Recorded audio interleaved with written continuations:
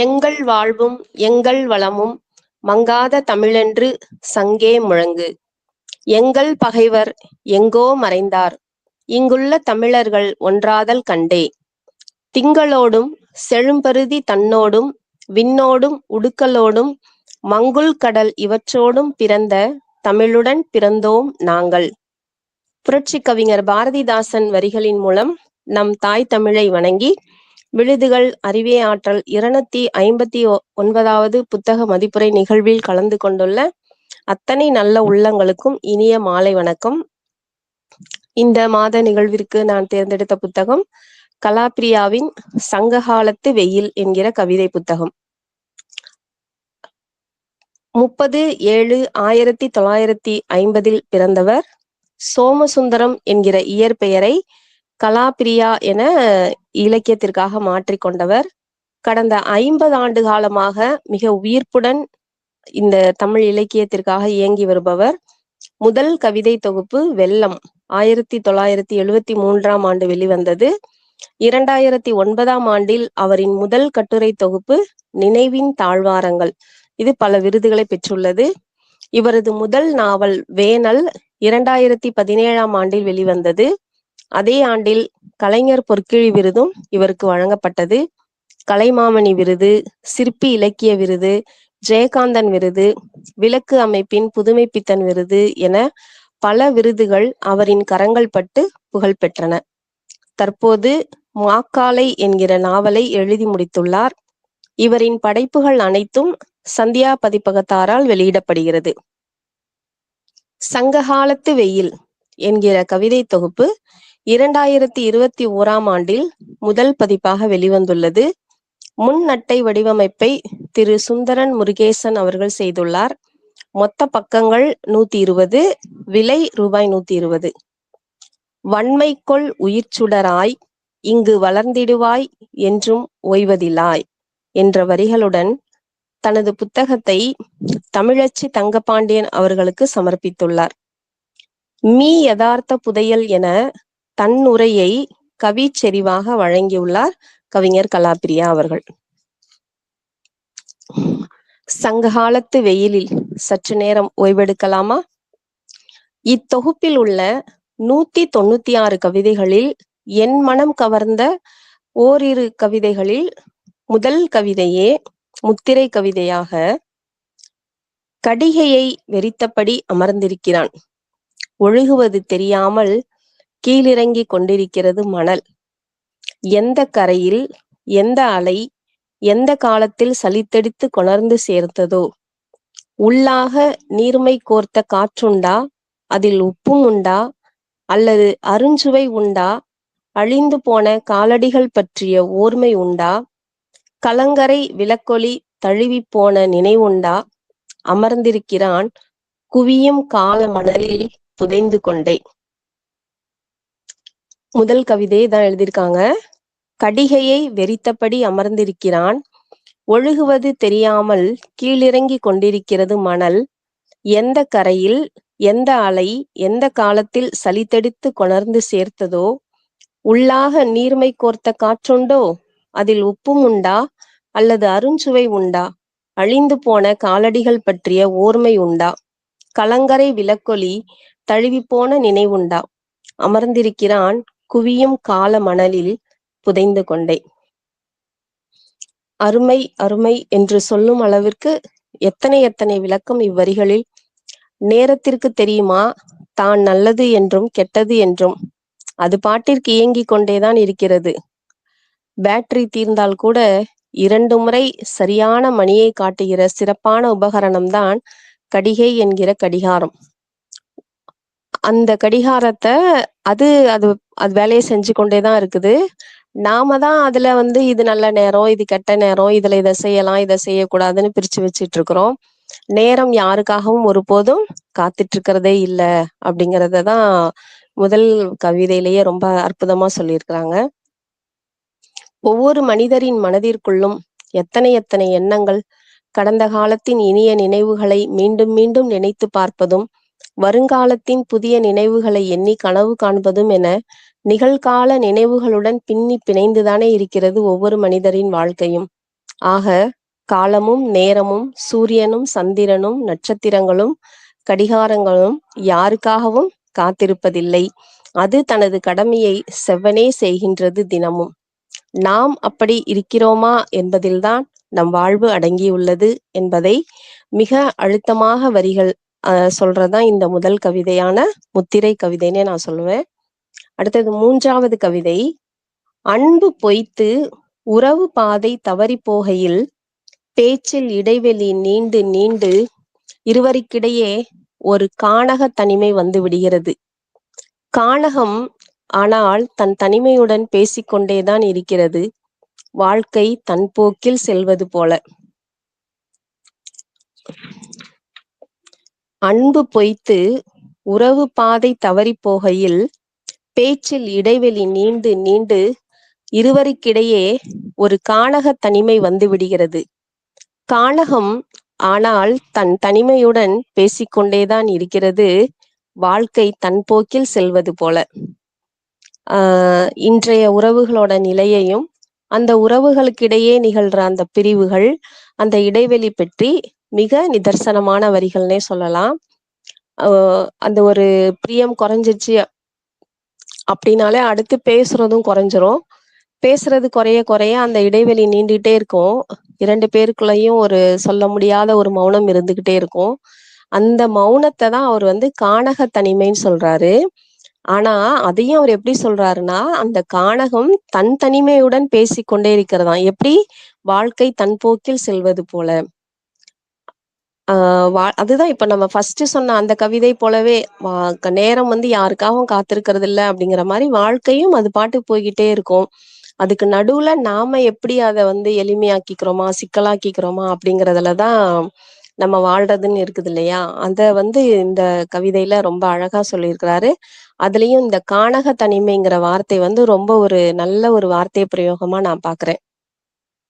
அடுத்தது 4வது கவிதையும், அப்பா தன் கடைசி நாட்களில் என்னிடம் பேசுவதை முற்றாக குறைத்து கொண்டார். தன் வருத்தமான பேச்சுக்கள் தனக்கு பின் என்னை துரத்தி கொண்டே இருக்கும் என்று நினைத்திருக்கலாம். அவருடைய நெருங்கிய நண்பரும் ஒரு நொடிக்கும் குறைவாய் பேசி கிளம்பியவரும் அதையே அரைகுறையாக சொன்னார்.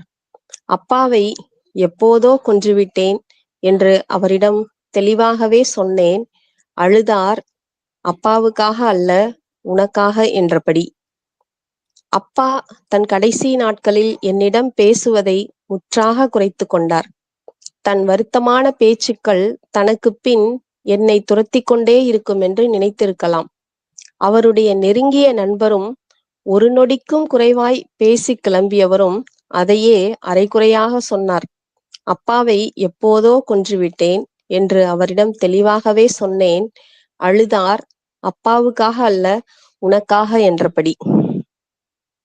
அந்த அதாவது வாழ்ற காலத்துல நம்ம வந்து பெருசா அப்பா அம்மா மேல ரொம்ப இது பண்றது கிடையாது. இறந்த பிறகு நம்ம அவங்கள நினைச்சு நினைச்சு ஏங்கிட்டு இருக்கோம்.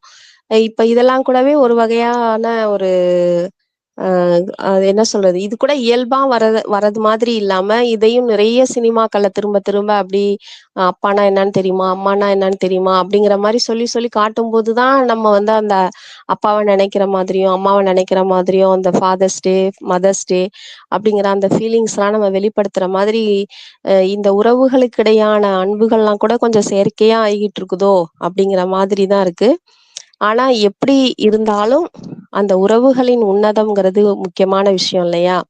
அந்த அப்பாவோட ஃப்ரெண்டு ஒரு நொடிக்கும் குறைவாதான் மகன்கிட்ட பேசுறாரு. என்னன்னா, உங்க அப்பா வந்து உன்கிட்ட ரொம்ப ஏதாவது பேசினா ஹர்ட் ஆயிடுவியோ, நீ ஹர்ட் ஆயிடுவியோங்கிறதுனாலதான் அவர் உன்கிட்ட பேசல, மத்தபடி ஒண்ணும் இல்லை அப்படின்னு அவரு சொல்றது. அந்த இந்த வரிகள் எத்தனை ஆத்மார்த்தமா இருக்கு பாருங்க. அதுதான் அவர் வந்து ஒரு நொடி கூட பேசலையாம், அதுக்கும் குறைவாதான் பேசினாரு. அந்த ஒரு நொடிக்கும் குறைவா பேசுற நேரத்திலேயே அவர் கன்வே பண்ண வேண்டிய விஷயத்த அழகா சொல்லிட்டாரு. இந்த மாதிரி வார்த்தைகள்ல வந்து நம்ம எப்பவுமே கவனமா இருக்கணும் அப்படிங்கிற அந்த ஒரு விஷயத்த இந்த கவிதை இதுவும் ரொம்ப நல்லா இருந்தது. அப்பா மகன் அந்த தனிமை, இந்த உணர்வுகளை சொல்ற ஒரு கவிதை. அடுத்தது 5வது கவிதை. வீட்டின் பழைய இசைக்கருவி எந்த தலைமுறையிலோ யாரோ இசைத்திருக்கலாம்.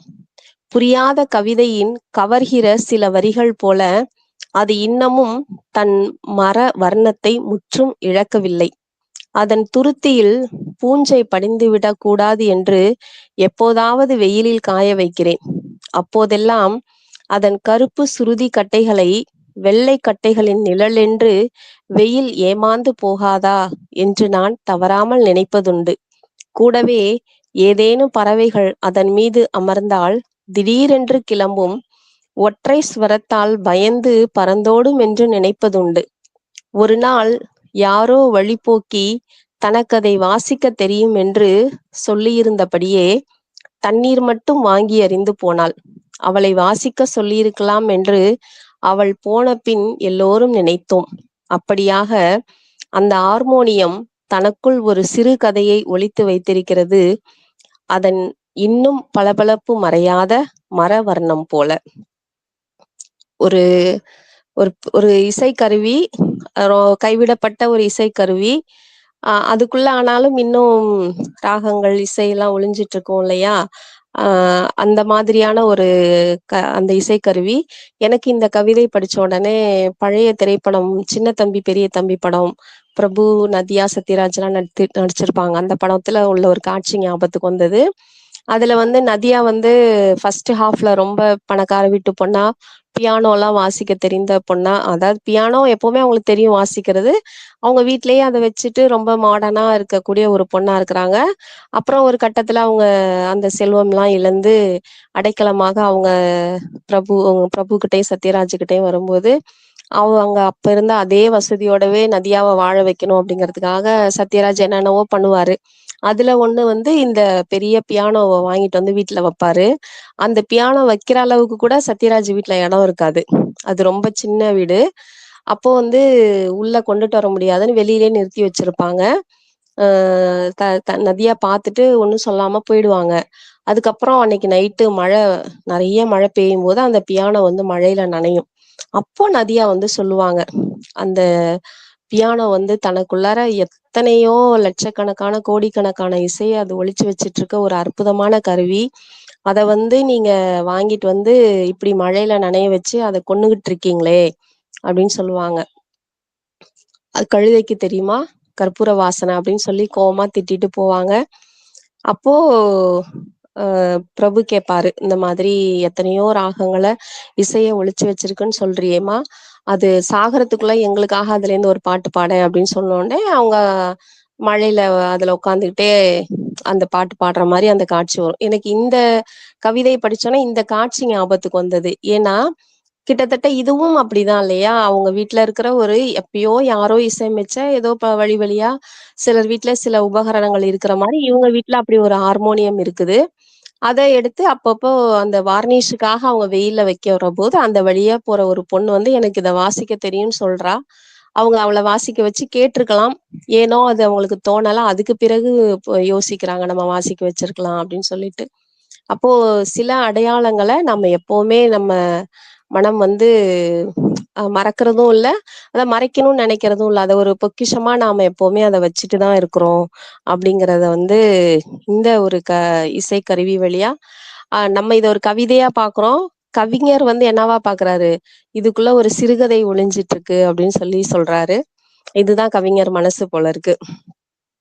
அதுதான் இசைக்கருவிகள் பழையதாக இருந்தாலும் அதனுடைய இசை குறைந்து விடுமா, இல்லை பழையதுதான் ஆகிவிடுமா என்ன? பழையதாக ஆக ஆகதான் அதனுடைய அழகும் மதிப்பும் அதிகமாகிறது.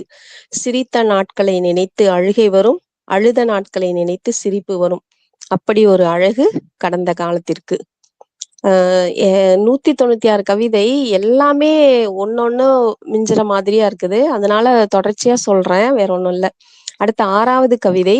ஓவியனின் உலகில் வர்ணங்களின் பெயர்கள் மட்டுமே வார்த்தைகளாக மிஞ்சுகின்றன. ஓவியனின் உலகில் வர்ணங்களின் பெயர்கள் மட்டுமே வார்த்தைகளாக மிஞ்சுகின்றன. ஆமால அப்படின்னு தோணும்ல நமக்கு. அவங்களுக்கு ஓவியர்களுக்கு எல்லாமே காட்சி வண்ணங்கள் அப்படிதான் தெரியும்.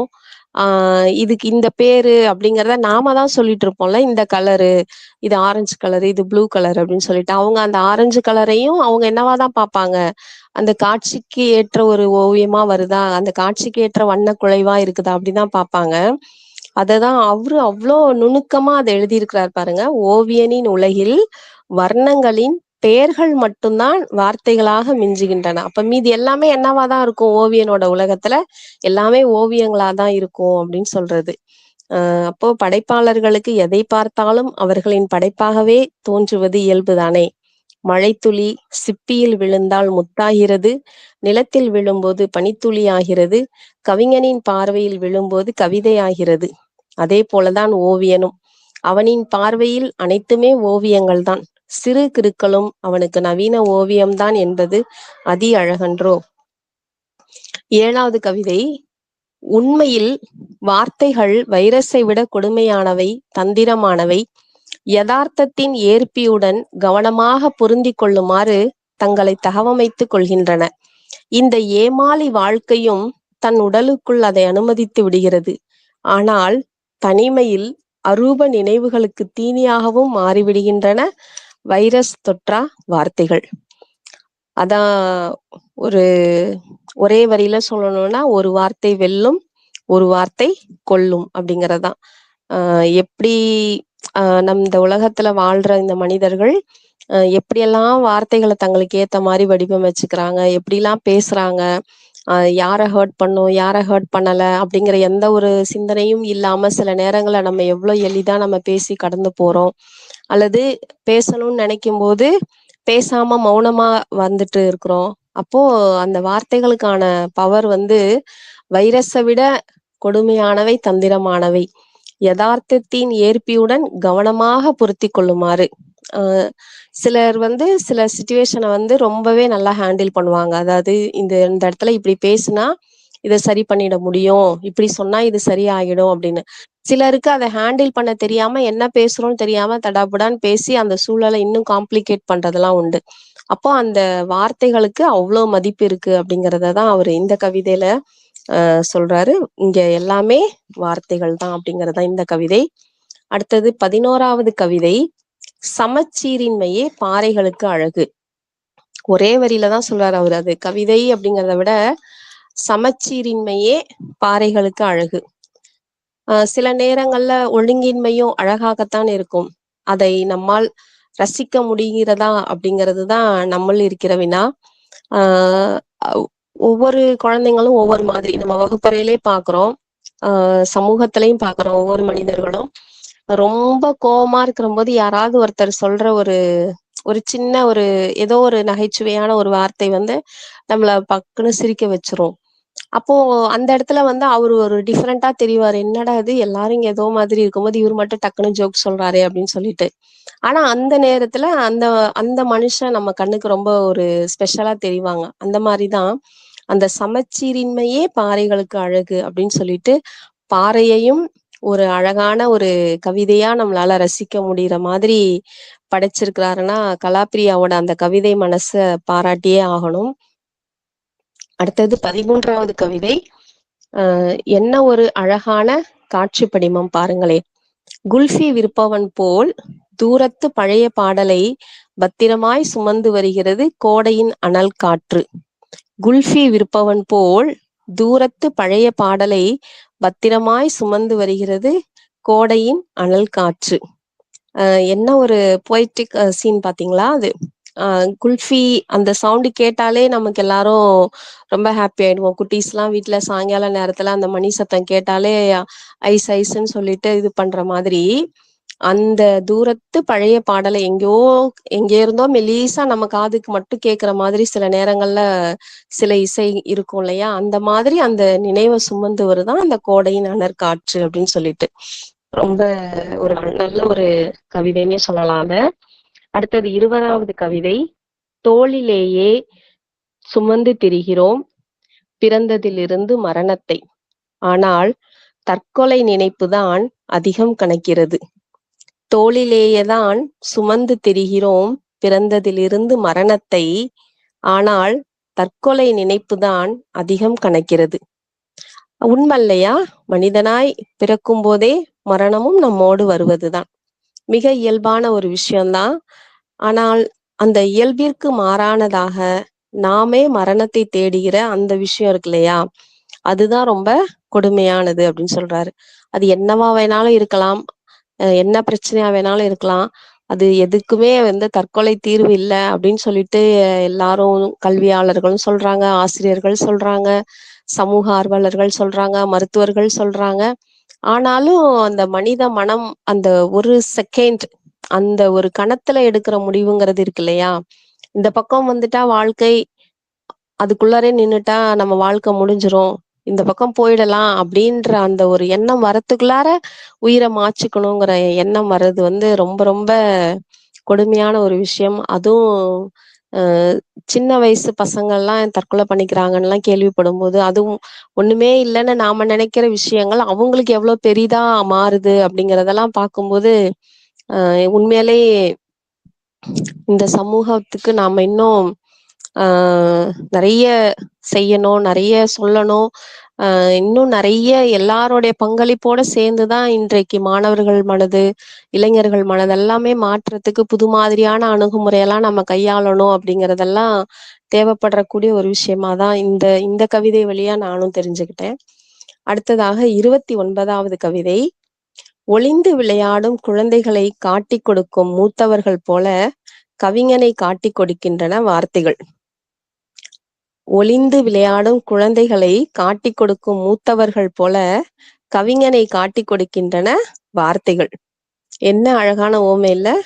ஒரு கவிஞனை வந்து நல்ல கவிஞன் அப்படின்னு இப்போ எ என்ன வேணாலும் எழுதலாம் கவிதைன்னு நம்ம சொல்லிக்கலாம். "பட்டப்பகலிலே பங்குனி வெயிலிலே என்னை பார்த்து சிரிக்கும் ஒரு நிலா" அப்படின்னு சொல்லும்போது, சினிமால கேட்கும்போது நமக்கு அது ஜோக்கா நம்ம கடந்து போறோம். அத அவங்க கவிதைலாம் சொல்லிக்கிறாங்க.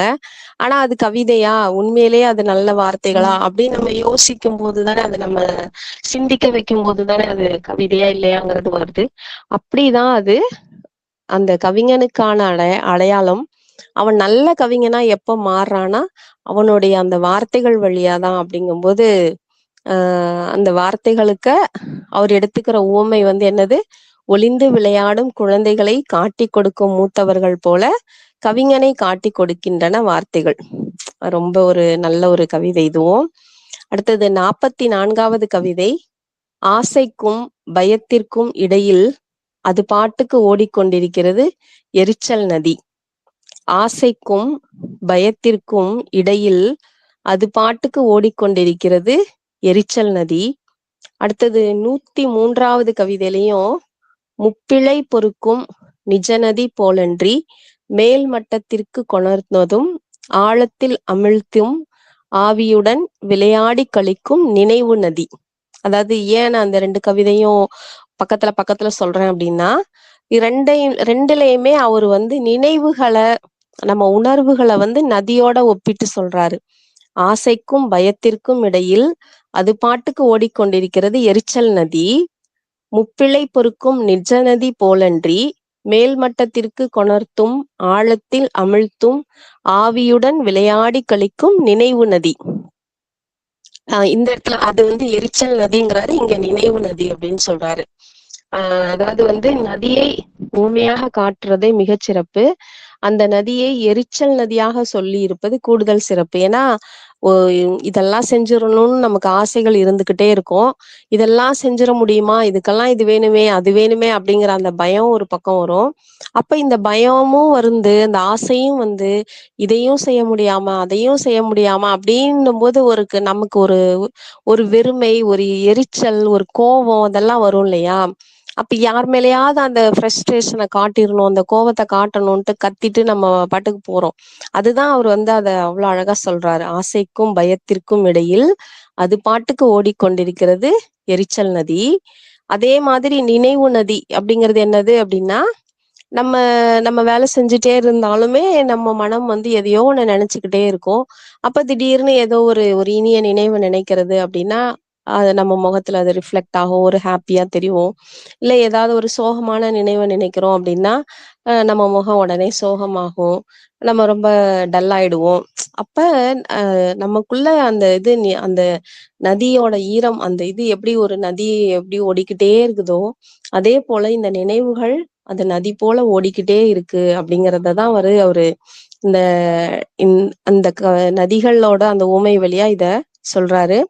எனக்கு இந்த கவிதை படிக்கும்போது, இந்த எரிச்சல் நதி, நினைவு நதின்னு படிக்கும்போது, எனக்கு எங்க 10th வர செகண்ட் போயம் கிரம்பிள் ஃபேமிலி அப்படின்னு சொல்லிட்டு ஒரு ஃபேமிலி ஒரு போயம்.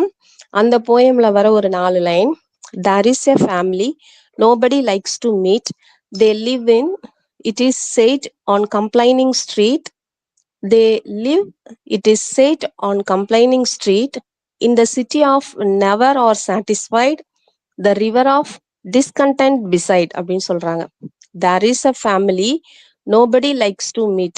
அங்கே ஒரு ஃபேமிலி வசிக்குது, யாருமே அந்த ஃபேமிலியை மீட் பண்ணணும் சந்திக்கணும்னு விரும்புறதே இல்லை. they live, it is said on complaining street. அவங்க வசிக்கிற அந்த தெருவுக்கு பேரே என்ன அப்படின்னா குறை கூறும் தெரு, கம்ப்ளைனிங் ஸ்ட்ரீட்.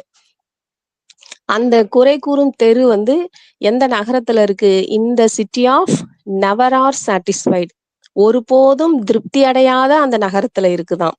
இந்த நகரம் எந்த ஆத்தங்கரையில இருக்கு அப்படின்னா the river of discontent beside, திருப்தியே இல்லாத ஒரு ஆத்தங்கரையில இந்த நகரம் இருக்கு அப்படின்னு. யோசிச்சு பாருங்களேன், இப்படிலாம் ஒரு நகரம் இருக்குமா? இப்படிலாம் ஒரு ஊர் இருக்குமா? இப்படி ஒரு தெரு இருக்குமா? குறை கூறும் தெரு, எதிலும் திருப்தி அடையாத நகரம், எப்ப பார்த்தாலும் எரிச்சல் பட்டுட்டு இருக்க, வருத்தப்பட்டுட்டு இருக்கிற, கோபப்பட்டுட்டு இருக்கிற ஒரு நதி அப்படின்னு. அப்படி எதுவுமே நிஜத்துல இல்ல. ஆனா அந்த கவிஞர் வந்து இந்த மனிதர்களோட மனநிலையை பிரதிபலிக்கிறதுக்காக அவர் அப்படி சொல்றாரு. இந்த போயம் நம்ம கிளாஸ்ல நடத்தும் போது பசங்கெல்லாம் ஃபர்ஸ்ட் சிரிச்சாங்க. மிஸ் என்னங்க மிஸ் இப்படிலாம் இருக்குமா மிஸ் அப்படின்னு. அதுக்கப்புறம் ஃபுல் அந்த போயம் நடத்த நடத்த நடத்த ஆமா மிஸ், இந்த மாதிரி ஒரு கேரக்டரை நான் எங்க ஊர்ல எங்க வீட்டுல பக்கத்துல பார்த்திருக்கிறேன், அங்க பார்த்திருக்கேன், இங்க பார்த்திருக்கேன் அப்படிலாம் சொல்லிட்டு கடைசியா அது வந்து நம்ம கிட்டே வந்து நிக்கும். ஆமா, நானும் சில நேரங்கள்ல இப்படிதான் இருந்திருக்கிறேன், எரிச்சல் பட்டிருக்கேன், கோவப்பட்டிருக்கேன். என் ஃப்ரெண்டு வந்து ஹாப்பியா ஒரு விஷயத்த சொன்னான்னா என்னால உடனே அதை ஹாப்பியா எடுத்துக்க முடியுமா என்னன்னு தெரியல. சில நேரங்கள்ல எனக்கு அது ஒரு மாதிரி இரிட்டேட்டா இருந்திருக்கு அப்படிலாம் சொல்லி. அப்போ நாம அதை எப்படி ஃபேஸ் பண்ணணும்? எதுக்காக கவிஞர் இப்படி ஒரு வார்த்தைய சொல்றாரு? கம்ப்ளைனிங் ஸ்ட்ரீட்னு ஏன் சொல்றாரு? நெவர் ஆர் சாட்டிஸ்ஃபைடு அப்படின்னு ஏன் சொல்றாங்க? டிஸ்கண்டன்ட் ரிவர் அப்படின்னு ஏன் சொல்றாங்க? அப்படிங்கறதெல்லாம் யோசிச்சோம் அப்படின்னா, அந்த குறை கூறும் தெரு, திருப்தி அடையாத நகரம், வர்த்தமான நதி அப்படிங்கறதெல்லாம் இந்த எல்லம் மாண்டகோமெரி அப்படின்னு அந்த கவிஞர் தான் எழுதியிருக்கிறாங்க. இதெல்லாம் வந்து நம்ம சுத்தி இருக்கக்கூடிய ஒரு விஷயம்தான். நம்மளை சுத்தி ஓடிக்கிட்டு இருக்கக்கூடிய நினைவுகள் தான். இது எல்லாத்தையும் நம்ம ஃபேஸ் பண்ணி வாழ தெரிஞ்சுக்கிட்டோம் அப்படின்னா அந்த நினைவு நதியானது எப்பவும் ஹாப்பியா இருக்கும். நம்மளால மத்தவங்களையும் ஹாப்பி படுத்த முடியும் அப்படிங்கறத தான் இந்த கவிதை வழியா நம்ம தெரிஞ்சுக்கலாம் அப்படின்னு சொல்லிட்டு கிளாஸ்ல சொன்னேன். இப்போ இந்த வரிகள் படிக்கும்போது, எரிச்சல் நதி, நினைவு நதின்னு படிக்கும்போது இது நினைவுக்கு வந்ததுனால இதை இந்த இடத்துல இணைச்சுக்கிட்டு இப்போ உங்கள்கிட்டையும் இந்த கருத்தை பகிர்ந்துக்கிறேன். அடுத்தது 46வது கவிதை. அதே வார்த்தைகள் தான், அதே விளையாட்டு தான், எசமானன் எரிய விரைந்தோடி எடுத்து வந்து தருகிறது. கவிஞனுக்கு சலித்து விளையாட்டை கைவிட்டாலும் எரிய போகும் கணத்திற்காய் சலிப்பின்றி வாலாட்டி காத்திருக்கிறது வளர்ப்பு கவிதை. அதே வார்த்தைகள் தான், அதே விளையாட்டு தான், எசமானன் எரிய விரைந்தோடி எடுத்து வந்து தருகிறது. கவிஞனுக்கு சலித்து விளையாட்டை கைவிட்டாலும் எரிய போகும் கணத்திற்காய் சலிப்பின்றி வாலாட்டி காத்திருக்கிறது வளர்ப்பு கவிதை. தான் எழுதும் கவிதைகளை ஒரு குழந்தை போல பாவிக்கிற கவிமனம் இவருக்கு இத்தனை இயல்பாய் வாய்த்திருப்பது நமக்கு வரம்தான். இல்லையெனில் இத்தனை சிறப்பான கவிதை நமக்கு கிடைத்திருக்குமா? வாலாட்டி காத்திருக்கும் வளர்ப்பு கவிதை. அந்த கவிதைய வந்து எவ்வளவு உச்சமா அவர் சொல்றாரு பாருங்க. அது ஒரு குழந்தை நாய் அப்படிங்கிற மாதிரி சொல்றாரு. அப்போ ரொம்ப ரொம்ப ரொம்ப பெரிய கவிஞர்களுக்கெல்லாம் இப்படிதான் வார்த்தைகள் வந்து ரொம்ப எளிதா வசமாகும் போல இருக்கு. ஒரு நாய்க்கிட்ட பந்த தூக்கி போட்டா அது எப்படி திருப்பி எடுத்து வந்து கொடுக்குமோ அந்த மாதிரி நினைவுகள் அதை நோக்கி விட்டு எரிஞ்சானா வார்த்தைகள் திரும்ப அவங்களுக்கு வந்துடும் போல இருக்கு. புதிதா கவிதை எழுத உட்காரவங்களுக்கு தான் அந்த வார்த்தையே வரதே இல்லைன்னு சொல்றாங்கல்ல. ஒன்ன நினைச்சா அருவியா கொட்டுது, அதை எழுத நினைக்கும் போது வார்த்தை முட்டுது அப்படிங்கிற மாதிரி புதிய கவிஞர்களுக்கு தான் திண்டாட்டமா இருக்கும் போல இருக்கு. இந்த மாதிரி பிரபலமான கவிஞர்களுக்கு வார்த்தைகள் வந்து வாலாட்டி சேவை செய்யற ஒரு வளர்ப்பு குழந்தை மாதிரி இருக்குதுங்கிறது ரொம்ப சூப்பர், நல்லா இருந்தது இந்த கவிதை படிக்கும் போதும். அடுத்து 49வது கவிதை. மனதை இறுக விடாமல் உழுது கொண்டே இருக்கின்றன மண்புழுக்களாய் நினைவுகள். மனதை இறுக விடாமல் உழுது கொண்டே இருக்கின்றன மண்புழுக்களாய் நினைவுகள். உண்மைதானே? மனம் ஏதோ ஒன்றிலே நிலைத்து இறுகிவிட்டால் அது எப்படி ஆவாங்கன்னு நமக்கே தெரியும், சொல்லவே தேவையில்ல. அது ஓடிக்கிட்டே இருந்தாதான் வாழ்க்கை இல்லையா? அது எங்கேயாவது ஒரு இடத்துல தேங்கி அப்படியே நின்றுடுச்சுன்னா அதுக்கப்புறம் அதுக்கு ஃபாஸ்டும் இல்லை, ஃபியூச்சரும் இல்லை, ப்ரெசண்ட்டும் இல்லை. அவங்க பாட்டுக்கு ஏதோ ஒரு கணத்துல வாழ்ந்துட்டு இருப்பாங்க. அது பைத்தியம் அப்படின்னு தான் நம்ம சொல்றோம். அவங்க ஆன்மீக பாஷையில சொல்றதுன்னா அவங்க சித்தர்கள் பித்தர்கள் அப்படிலாம் சொல்றாங்க. ஏதோ ஒரு இதே ஒரு விஷயத்தோட தேங்கி போறது. ஆனா நாம வந்து அப்படி இல்லாம அந்த துக்கமா இருந்தாலும், மகிழ்வா இருந்தாலும், வருத்தமா இருந்தாலும், கோவமா இருந்தாலும் ஏதோ ஒரு நினைவு நம்மள் இருந்து கொண்டே இருக்கிறது தான். அப்படி இருக்கிறது தான் நம்மள உயிரோட வச்சிட்டு இருக்கிறதுக்கு சமம் அப்படின்னு சொல்றதுதான் மனதை இறுக விடாமல் உழுது கொண்டே இருக்கின்றன மண்புழுக்களாய் நினைவுகள். 58வது கவிதை. அந்த ஞானமும் அதிசய புன்முறுவலும் ஒரு சேர சித்தித்தது புத்தனுக்கு. அந்த ஞானமும் அதிசய புன்முறுவலும் ஒரு சேர சித்தித்தது புத்தனுக்கு. எனக்கும் புத்தனின் சிரிப்பு மிகவும் பிடிக்கும். புத்தனின் பொம்மை வடிவத்தை எப்பொழுது பார்த்தாலும் எவ்விடத்தில் பார்த்தாலும் மிக மிக பிடிக்கிறது. இன்னும் சொல்ல போனால் புத்தரின் உருவத்தை தனது டேபிளின் மேலோ அல்லது இல்லத்திலோ வைத்திருப்பவர்கள் மீது தனி மரியாதையே வருகின்றது. அந்த அளவிற்கு புத்தனின் ஞானமும் அந்த மென் சிரிப்பும் நம்மை கவர்ந்த ஒன்றாகிறது. அதனாலதான் வந்து அந்த ஞானமும் அந்த புன்முறுவலும் புத்தனுக்கு எப்படிதான் ஒரு சேர கிடைச்சிச்சோ அப்படின்னு சொல்லிட்டு கவிஞர் ரொம்ப ஏக்கமா சொல்றாரு போல இருக்கு. அந்த ஏக்கத்தை நமக்கும் இந்த கவிதை வழியா கடத்துறாரு. அடுத்து 93வது கவிதை. இந்த தொகுப்பிற்கு தலைப்பான கவிதை. சங்க காலத்தில் இருந்திருக்குமோ இந்த வெயில் என்றபடி வீடு திரும்புகிறேன்.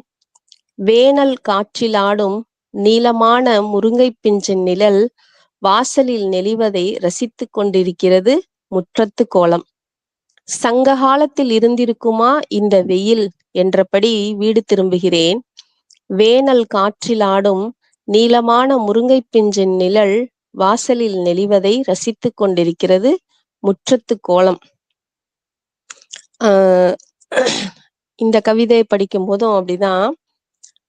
நான் அடிக்கடி நினைச்சுக்குவேன், இப்ப கொஞ்சம் வருஷமாலாம் ஒரு நாள் அதிகபட்சம் 2 நாள் மழை பெஞ்சிட்டாலே நம்மளோட இயல்பு வாழ்க்கையே முற்றிலுமா முடங்கி போயிடுது. ஒரு வெளியில போக முடியல, ஒரு துணி துவைச்சு வளர்த்த முடியல, ரொம்ப கஷ்டமா நம்ம ஃபீல் பண்றோம் இல்லையா? என்னடா அது மழை இப்படி இருக்குதே அப்படின்னு. அப்போ அது 5 நாள் 6 நாள்னு தொடரும் போதெல்லாம் சென்னையில இருக்கிற மக்கள் அல்லது வேற நம்ம யாரா இருந்தாலுமே அது எவ்வளோ கஷ்டம் அப்படிங்கிறது நான் நினைச்சிட்டே இருப்போம்.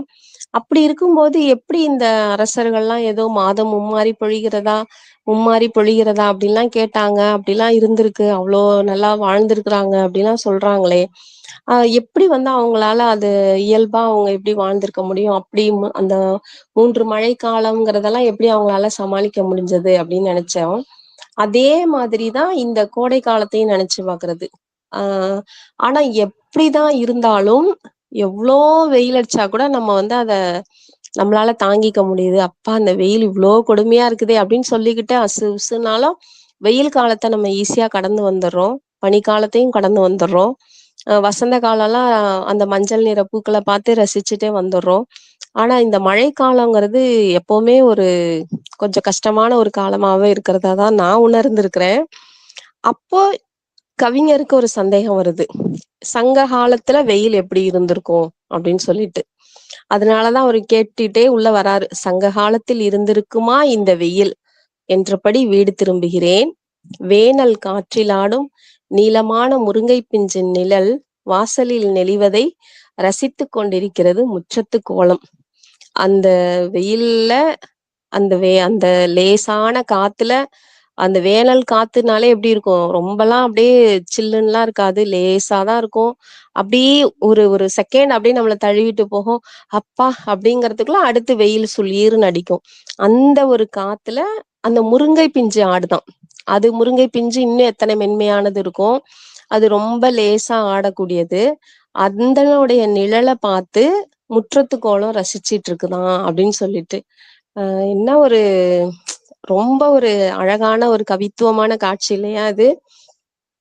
வெயில்லே தெரியாது போல இருக்கு. மிக குளுமையாக இருந்திருக்கும் போல இருக்கு அந்த மாதம் மும்மாரி காலத்துல அப்படிங்கிற மாதிரி. இன்னும் வருங்காலத்துல வெயில் எப்படி இருக்கும்னு தெரியல. ஆனா இந்த சங்க காலத்து வெயில், அவர் சங்க காலத்து வெயில்னு சொல்றது சங்க காலத்து வெயிலா இல்ல, இப்போ நம்ம கிட்ட இருக்க கரண்ட் வெயில் தான். அத கவிஞரோட பார்வையில கவிதையா அழகா சொல்றாரு. மத்தபடி வெயில் எப்பவுமே வெயில் தான் இல்லையா? அதுதான். இதுவும் ஒரு ஒரு ரொம்ப ஒரு நல்ல ஒரு அழகான கவிதை. அடுத்து 124வது கவிதை. இசை நாற்காலி விளையாட்டில் இசை நிற்கிற போது ஆட்டத்திலிருந்து விலகும் நாற்காலி குறித்த வருத்தம் யாருக்கேனும் உண்டா? இசை நாற்காலி விளையாட்டில் இசை நிற்கிற போது ஆட்டத்திலிருந்து விலகும் நாற்காலி குறித்த வருத்தம் உண்டா யாருக்கேனும்? ஆமால, யோசிச்சிருக்கோமா? நம்ம மியூசிக் சேர்லாம் நல்லா இன்ட்ரெஸ்டா நம்ம விளையாடுவோம். எப்படியாவது சேர்ல உட்காந்துரணும் அப்படின்னு நினைப்போம். இல்ல அப்படின்னு சொன்னா ஆட்டத்துல இருந்து ஒரு ஆள் வெளியே போகும்போது ஒரு சேரும் வெளியே போகுது. நம்ம வெளியே போற ஆளை பத்தி தான் கவலைப்பட்டிருக்கோம். வெளியே போன சேரை பத்தி யோசிச்சதே இல்லைல்ல. இனிமே யோசிப்போம்னு நினைக்கிறேன். ஏன்னா நம்ம தான் கலாப்ரியாவோட கவிதையை படிச்சிட்டோம் இல்லையா? அதனால இதுக்கு மேல நமக்கு மியூசிக் சேர் எங்க நடந்தாலும் நம்ம அந்த விளையாட்டுல கலந்துக்கிட்டா கூட, நம்ம அவுட் ஆகி வெளியில வரோம் அப்படின்னா நம்ம கூட சேர்ந்து ஒரு சேரும் வெளியே வரப்போகுது அப்படிங்கறத அந்த சேருக்காகவும் சேர்த்து ஒரு கவலைப்படுற ஒரு மனசை இந்த கவிதை நமக்கு தந்துருச்சு. அதுதான் கவிமனம். யாரும் நினைக்காத ஒரு விஷயத்த அவங்க அவங்க பாக்குற பார்வையில தான் அது கவிதை ஆகுதுங்கிறது ஏதோ எங்கேயோ பக்கத்துல அவர் ரொம்ப நல்லா ஒரு ரசிச்சு பார்த்திருப்பார் போல இருக்கு. இந்த மியூசிக் சேர் போட்டிகளை ஒரு வேளை பார்த்தாரா என்னன்னு தெரியல. அப்பா அவருக்கு இது தோணிருக்கும்னு நான் நினைக்கிறேன். இதுவும் ஒரு நல்ல ஒரு ஒரு நல்ல ஒரு அழகான கவிதை. யாரும் பார்க்காத ஒரு கோணம் இல்லையா அது? அடுத்து 145வது கவிதை. ஒன்று கிடைக்காதது என்ன விதமான சாபம் என்று கேட்கிறவனிடம் அதை மறக்காமல் இருப்பது வரமில்லையா என்கிறாள் இறைவி. இதையே காதல் கவிதையாக்கினாள். நீ கிடைக்காதது என்ன விதமான சாபம் என்று கேட்கிறவனிடம் என்னை மறக்காமல் இருப்பதுதான் வரம் என்கிறாள் தலைவி. ஒன்று கிடைக்காதது என்ன விதமான சாபம் என்று கேட்கிறவனிடம் அதை மறக்காமல் இருப்பது வரமில்லையா என்கிறாள் இறைவி. இதையே காதல் கவிதையாக்கினாள். நீ கிடைக்காதது என்ன விதமான சாபம் என்று கேட்கிறவனிடம் என்னை மறக்காமல் இருப்பதுதான் வரம் என்கிறாள் தலைவி. என்ன அழகான காதல் கவிதை இல்ல? இந்த காதல் கவிதை நம்ம ரொம்ப வார்த்தைகள்ல விளக்குனா அது எப்படி? அவ்வளவுதான். அதான் கவிதை, காதல் கவிதை. நீ கிடைக்கல அப்படிங்கிறது சாபம்னு நினைக்காத, நீ என்ன மறக்கலல்ல அது எனக்கு வரம் தானே அப்படின்னு சொல்றாங்க. Wow, super. 160வது கவிதை. கார்மேகம் எவ்வளவோ காதில் சொல்லியும் மலைக்கு தன் உயரத்தின் மேல் நம்பிக்கையே வரவில்லை. அதன் காலடி பள்ளத்தில் மழைநீர் தேங்கி அதை பிரதிபலிக்கும் வரை. கார்மேகம் எவ்வளவோ காதில் சொல்லியும் மலைக்கு தன் உயரத்தின் மேல் நம்பிக்கையே வரவில்லை. அதன் காலடி பள்ளத்தில் மழைநீர் தேங்கி அதை பிரதிபலிக்கும் வரை. நம்முடைய பலம் என்னன்னு நமக்கு நிறைய நேரங்கள்ல தெரியறதே இல்லைங்கிறது உண்மையிலே சோகம்தான். யாருடைய அங்கீகாரத்துக்காகவோ, யாருடைய கோபத்திற்காகவோ, யாருடைய வருத்தத்திற்காகவோ ஆளாகி நம்மளை நாம நிறைய வருத்திக்கிட்டே இருக்கிறோம். அந்த மாரியான நேரத்துல ஏதோ எங்கேயோ இருந்தோ கிடைக்கிற ஒரு சின்ன ஒரு அங்கீகாரம், அல்லது ஒரு சின்ன ஒரு புன்முறுவல், சின்ன ஒரு கைத்தட்டல் வந்து நம்மள வந்து மலையளவு நிமித்தி வைக்கும் அப்படின்னு சொல்லுவாங்க இல்லையா? அந்த மாரி தான் மலையா இருந்தாலும் அதுக்கு தன்னோட உயரத்தின் மேல நம்பிக்கை இல்ல. அது எப்போ அது தன்ன நம்புதுன்னா, தன்னோட காலடியில இருக்கிற நீர்ல தன்னோட பிரதிபலிப்ப பார்க்கும்போது தான் அப்படிங்கிறது, அ ஒவ்வொரு மனிதனுக்குள்ளுமே நிறைய ஆற்றல் நிறைந்து தான் இருக்கு. அத நாம எந்த கணத்துல உணர்ந்து நம்மள நாம புதுப்பிச்சுக்கிறோம் அப்படிங்கிறத தான் அவரு இந்த இடத்துல மலையின் வழியா நமக்கு மனிதர்களுக்கு சொல்ற ஒரு ஒரு மோட்டிவேஷனல் வேர்ட்ஸா தான் இந்த கவிதைய நான் பார்க்குறேன். இதுவும் ஒரு மிகச்சிறப்பான கவிதை. 162வது கவிதை 162வது கவிதை.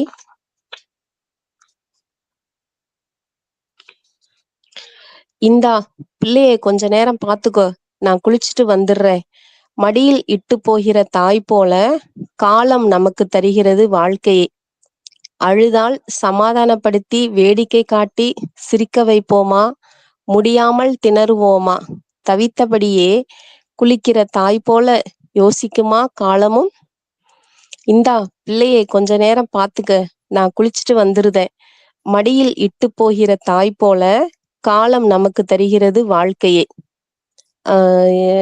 இந்த தொகுப்புல மொத்தம் இதெல்லாம் படிக்கும்போது, இந்த கம்பேரிசன தான் நான் ரொம்ப வியந்து பார்க்குறேன். அவ எப்படி இப்படிலாம் யோசிக்கிறாங்க? இப்படி கம்பேர் பண்ண முடியுது? நான் குளிச்சுட்டு வரேன், குழந்தைய பார்த்துக்கோ அப்படின்னு சொல்ற மாதிரி, வாழ்க்கை நமக்கு வாழ்க்கைய குடுத்துட்டு போகுது, வாழ்க்கைய தருது. காலம் வந்து கூட இருக்குது நம்ம கூட அப்படின்னு சொல்லிட்டு, அந்த ஃபர்ஸ்ட் கவிதை போலவே அந்த கா கா கடிகாரம், காலம், நேரம் அப்படிங்கிற மாரி தான், காலம் நமக்கு தருகிறது வாழ்க்கை அப்படின்னு சொல்றது. அதுக்கு கீழ அது அவர் கவிதையா எழுதல. ஒரு அ பிராக்கெட் பண்ணி எழுதியிருக்கிறாரு. "அழுதால் சமாதானப்படுத்தி வேடிக்கை காட்டி சிரிக்க வைப்போமா? முடியாமல் திணறுவோமா? தவித்தபடியே குளிக்கிற தாய் போல யோசிக்குமா காலமும்?" குழந்தைய இப்ப அம்மா நம்மகிட்ட குடுத்துட்டு போயிட்டாங்க. நம்ம வந்து பார்த்துக்கிறோம். சில நேரங்கள்ல சில பேராலலாம் குழந்தை கொஞ்சம் அழுதுச்சுனாலே தாங்கவே முடியாது. உடனே "ஐய்யய்யோப்பா! குழந்தை அழுது இந்தா இந்தா இந்தா பிடி பிடி" அப்படின்னு சொல்லி விட்டுட்டு போயிருவாங்க. சில பேர் சமாளிப்பாங்க மேக்ஸிமம். அது இதுன்னு விளையாட்டு காமிச்சு குழந்தைய சமாதானப்படுத்த பார்ப்பாங்க. ஆ அப்போ அந்த தாய் யோசிக்கிற மாரி காலமும் யோசிக்குமா? அப்படின்னு சொல்லிட்டு அவரு அந்த பிராக்கெட்ல பண்ணி குடுக்குறாங்க. அ அதுதான். அந்த உவமை, அந்த கம்பேரிசனுக்காகவே இந்த கவிதைய வந்து ரொம்ப ரொம்ப சிறப்பான கவிதைன்னே சொல்லலாம். அந்த அளவுக்கு வந்து ஒரு ஒரு அருமையான கவிதை இது. அடுத்து 164வது கவிதை. "எந்த குழந்தை காகிதத்தில் தீட்டிய கப்பலோ, காற்றில் மிதந்து குப்பை துறைமுகத்தில் நங்கூரமிடுகிறது." அ என்ன ஒரு அழகான காட்சி இல்ல இது. எந்த குழந்தை காகிதத்தில் தீட்டிய கப்பலோ, காற்றில் மிதந்து குப்பை துறைமுகத்தில் நங்கூரமிடுகிறது. எல்லா வீட்ல எல்லாம் பெருக்கி தள்ளி குப்பையெல்லாம் நம்ம வெளியில போடுறோம். அந்த வெளியில போடும்போது அந்த வெளியில போடும்போது, அது அந்த குப்பையில போய் அந்த பேப்பர் கிடக்குது அப்படிங்கும்போது, அது எப்படி சொல்றாங்கன்னா, "காற்றில் மிதந்து குப்பை துறைமுகத்தில் நங்கூரமிடுகிறது" அப்படின்னு சொல்லிட்டு. இதுவும் வந்து ரொம்ப நல்ல ஒரு எக்ஸலண்ட் கவிதைன்னே சொல்லலாம். ரொம்ப அழகான கற்பனை. அது கற்பனையா அப்படின்னு சொல்லி கடந்து போக முடியாம, நம்ம வீட்டு குழந்தைங்களையே நம்ம நெனச்சு பார்க்குற மாரியான ஒரு ஒரு நல்ல கவிதை. 184வது கவிதை. "நல்ல பாடல் ஒன்று மகிழ ஆரம்பித்த மறுநிமிடம், மனதை இழுத்துக்கொண்டு ஊர் சுற்ற கிளம்பி விடுகிறது." நல்ல பாடல் ஒன்று மகிழ ஆரம்பித்த மறுநிமிடம், மனதை இழுத்துக்கொண்டு ஊர் சுற்ற கிளம்பி விடுகிறது. அ செம்ம இல்ல? ஒரு பாட்டு, வெறும் பாட்டு மட்டும் இல்ல அப்படின்னு சொல்றது தான் இது. அந்த பாட்டோட சேர்ந்த நினைவுகள். அ உடனே நம்ம அந்த பாட்டு கேட்ட உடனே எல்லாருக்குமே இப்படி ஒரு சூழல் அவங்க வாழ்க்கையில வந்திருக்கும். நிச்சயமா ஒவ்வொருத்தருக்கும் பாட்டுங்கிறது வெறும் பாட்டு இல்ல. அது மெமரீஸ் அப்படிங்கிற மாரி தான். ஒரு பாட்டு கேட்டோனே அந்த பாட்ட நம்ம ஃபர்ஸ்ட் டைம் கேட்டது, நம்ம ஃப்ரெண்ட்ஸோட சேர்ந்து கேட்டோமா, அப்பா, அம்மாவோட சேர்ந்து கேட்டோமா, இல்ல நம்ம ரொம்ப இன்டிமேசியான பெர்சனோட இருந்தோமா அப்படிங்கிறது எல்லாமே நமக்கு உடனுக்குடனே வந்துரும். ராக்கெட் என்ன, ஜெட் என்ன, அதனை விட வேகத்துல நம்ம மனசால மட்டும்தான் பயணிக்க முடியும் அப்படிங்கிறத வந்து சொல்லக்கூடிய ஒரு 100% உண்மையான வரிகள் அப்படிங்கிறதான் மனம். அந்த மனத்துல நினைக்கக்கூடிய அந்த பாடல்ங்கிறது வெறும் பாடல் இல்ல அப்படிங்கிறது தான் இந்த கவிதை. இப்போ சமீபத்துல பொன்விழா கொண்டாடின இளையராஜா அவர்களோட அந்த இசையில் அமைந்து வைரமுத்து, வாலி, புலமைப்பித்தன், பிறைசூடன், கங்கையமரன், இளையராஜா, கமல் என பாடல் எழுதியவர்கள் கரமும் சேர்ந்து செய்த மாயங்கள் தான் எத்தனை எத்தனை. இல்ல இசைனா நம்ம இளையராஜான்னு சொல்றோம். நிறைய பேருக்கு இன்னும் மற்ற இசையமைப்பாளர்கள்லாம் கூட ஆதர்சமா இருப்பாங்க. யாரு ஆதர்சமா இருந்தாலும் மனம் அவங்கள்ட்ட தானே இருக்குது. அந்த ஒரு பாட்டுன்னு நினைச்ச உடனே என்னெல்லாம் நினைவுகள் அவங்களுக்கு வருது அப்படிங்கறத தான் வந்து ரொம்ப அழகா சொல்வாரு.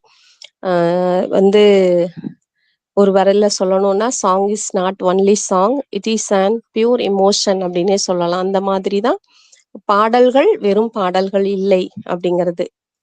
இது மாதிரி இந்த தொகுப்புல வந்து 196 கவிதைகள் இருக்கு. ஒவ்வொரு கவிதைகளுமே ஒரு சில கவிதைகள் நம்ம கொஞ்சம் இதெல்லாம் என்னடா அப்படிங்கிற மாதிரி போகலாம். சில கவிதைகள் உண்மையிலேயே நம்மள நிதானிக்க வச்சு, யோசிக்க வச்சு, அட ஆமா, வாவ் அப்படின்னு சொல்ல வைக்கிற மாதிரி எல்லாமே இருக்கக்கூடிய ஒரு மிகச்சிறப்பான தொகுப்பு தான். அதுல ரொம்பவே என்னுடைய மனதை கவர்ந்த அந்த ஒரு சில கவிதைகளை தான் இவ்வளோ நேரம் நான் உங்கள்கிட்ட பகிர்ந்துக்கிட்டேன். இருந்தாலும் உங்களின் நேரமும் கருதி என் மனதினை கவர்ந்த இந்த நுட்பமான வரிகளை மட்டும் தங்கள் முன் வாசித்துள்ளேன். அதுவுமே நீங்க உங்களுடைய பொன்னான நேரத்தை எனக்கு அளித்த அந்த பேரன்புக்காகவும் இந்த மாதிரி தொடர்ந்து எனக்கு வாய்ப்பு கொடுத்துட்டு இருக்க விழுதுகள் அறிவியாற்றல் குழுமத்திற்கு நன்றி சொல்லி, இவ்வளோ நேரம் பொறுமையோடு இந்த சங்ககாலத்து வெயில் கவிதை தொகுப்பினை பற்றி உரை வீச்சினை, உரை பொழிவை அல்லது புத்தக கருத்து பகிர்வை பொறுமையோடு ரொம்ப அமைதியா செவிமடுத்து கொண்டிருக்கின்ற அத்தனை நல்ல உள்ளங்களுக்கும் என்னுடைய நன்றிகளை கூறி இந்த புத்தக கருத்து பகிர்வை நிறைவு செய்கின்றேன். நன்றி, வணக்கம். மிக்க மகிழ்ச்சி அம்மா, சிறப்பான கருத்து பகிர்வு. எப்படி இந்த சங்க காலத்து வெயில் நூலில் சொல்லப்பட்டுள்ள கவிதைகள் போல தற்சமயம் ஒரு மிதமான ஒரு மழை பொழிந்து வருகிறது. அதிலும் உன்னுடைய கவி மொழியும் ரொம்ப சிறப்பாக இருந்தது. அனைத்து கவிதைகளையும் சொல்லாமல் அது குறிப்பிட்ட கவிதைகளையும் சொல்லி எங்களுக்கு இந்த நூலின் மீது ஆர்வத்தை ஏற்படுத்தியிருந்தீங்க. அதற்கு மிக்க மகிழ்ச்சி அம்மா. அந்த காலத்தில் அந்த மும்மாரி பொழிந்தது அது பற்றிலாம் சொல்லியிருந்தீங்க. அது போல இந்த சங்க காலத்து வெயிலும் வந்து ஒரு மும்மாரியோடு சேர்ந்துதான் மக்களுக்கும் சகல உயிர்களுக்கும் அனைத்தையும் நல்கியிருக்கும் என்று நகர்கிறோம். மிக்க அருமை அம்மா. அடுத்த பங்கேற்பாளர்கள் தங்களது கருத்துக்களை பகிரலாம். மிக்க நன்றிகள்ப்பா, ரொம்ப ரொம்ப நன்றிப்பா. வணக்கம். வணக்கம் ஐயா. எப்படி எல்லாரும் நல்லா இருக்கிறீங்களா? நல்லா இருக்கு. சரி சரி. ரொம்ப பிரமாதமா வந்து அருமையான ஒரு கருத்து பகிர்வு. ஆனா அந்த கவிஞரை பத்தி எல்லாம் அருமையா வந்து விளக்கி சொன்னாங்க. ரொம்ப அருமையா இருந்தது. என்ன அந்த மாதிரி கவிஞர்கள் அதாவது ரொம்ப சிறப்பா இருந்தது. அதாவது அந்த கவிதையை வந்து நம்ம கவிதையை படிக்கிறதை விட அவங்க அந்த கவிதையை அந்த கவிதையில இருந்து வரக்கூடிய கருத்துக்களை ஒப்பிட்டு சொல்லும்போது ரொம்ப மிக அருமையா இருந்தது. பாராட்டுக்கள், வாழ்த்துக்கள். மிக்க நன்றிகள் ஐயா.